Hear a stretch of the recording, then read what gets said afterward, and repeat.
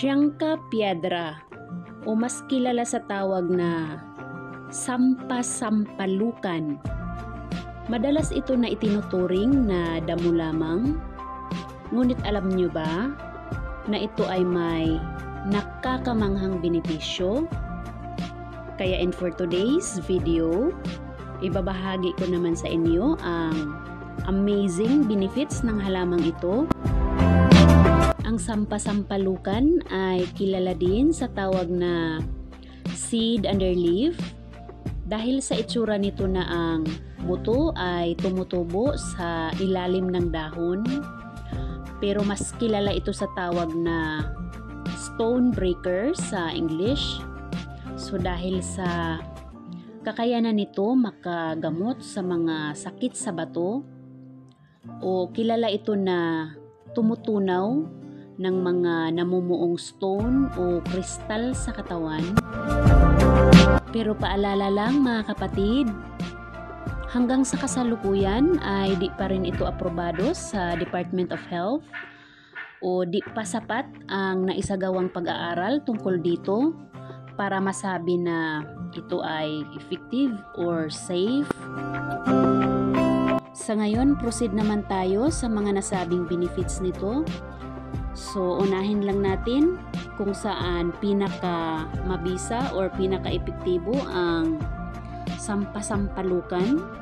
So, number 1, kidney stone. So, generally, dito nakilala ang kakayanan ng sampasampalukan, kaya nabuo ang pangalang stone breaker. So, sa pamamagitan ng kakayanan nito na nag-i-increase ng urinary flow, ito ay nakakatulong upang mailabas ng kidney ang mga unhealthy substances sa katawan at maiwasan ang kidney stone o pagbabara ng mga daluyan. At tungkol naman sa paggamit ng sampasampalukan, kalimitan itong pinapakuluan at ginagawang tea. So, gamit ang buong parte ng sampasampalukan, kasama na dyan ang ugat, dahon, buto. So, gamit ang isang tasa, hugasan ng maigi, at pakuluan ng 10 to 15 minutes, at inumin habang maligamgam. At tungkol naman sa lasa nito, ito ay mapait, ngunit tolerable kumpara sa serpentina. Pangalawang benefits, ito ay para sa problema sa uric acid at gout. So, ang sampasampalukan ay kilala na tumutunaw ng kristal or nakakatulong ito para makaiwas sa pamumuo o pag-crystallize ng purine sa mga joint, at mataas din ito sa anti-inflammatory. So, makakaiwas sa mga pamamaga o inflammation. So, maiiwasan ang gout attack o pananakit ng mga kasukasuan, mga joint. Pangatlong benefits, mabisang remedy ito sa mga infections. So, ilan sa mga halimbawa dyan ay ang infection sa ihi or UTI. Maaaring remedy rin ito sa mga infection sa dugo, so tulad ng dengue, malaria. Number 4, ito ay para sa mga sakit sa balat na dala ng fungi, so katulad ng buni, mga galis, alipunga, an-an. So ang ginagawa dito, gamit ang dahon at buto ng sampasampalukan, dikdikin hanggang sa maging paste at kuliktahin ang katas at ipahid sa affected area. Number 5, yeast infection.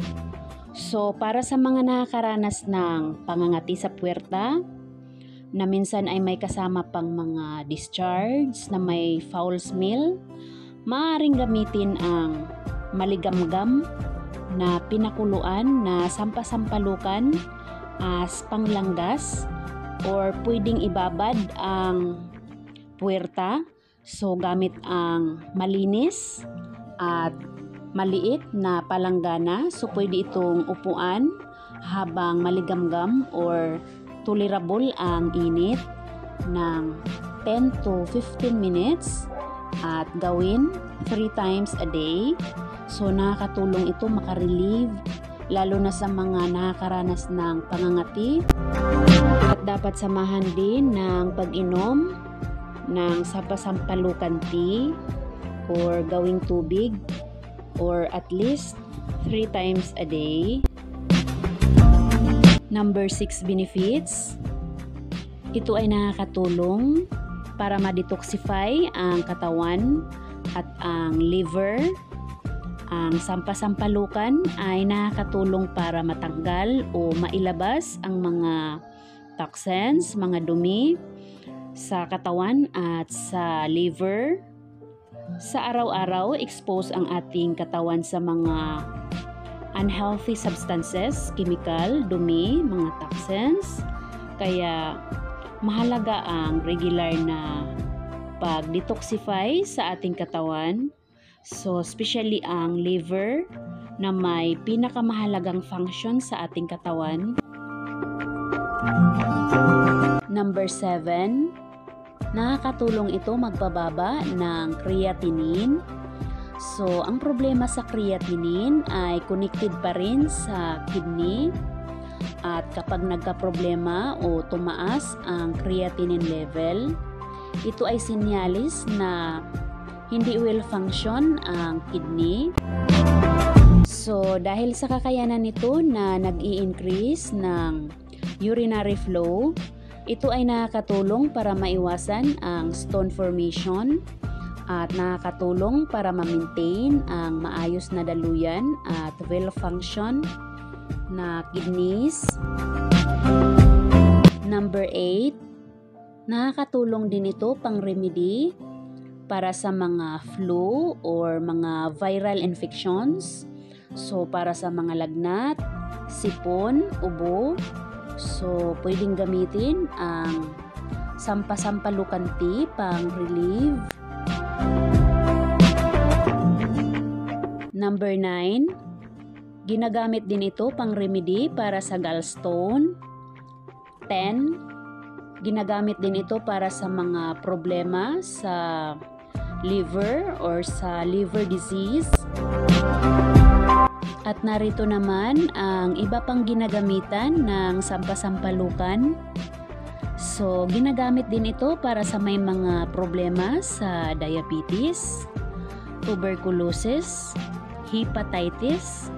Ginagamit din ito para sa may mga migraine, dysmenorrhea, at pananakit ng lalamunan. So, ayan lang for now. Sana kahit papano ang video na ito ay makatulong sa inyo. At again, ang purpose ng video na ito ay pang information na lamang at hindi ito pamalit sa ating mga medical experts advice and treatment. So, maraming salamat sa panunood. At para sa may mga gustong i-request na content about halamang gamot, just comment down below. So, maraming salamat sa panunood and may God bless us all.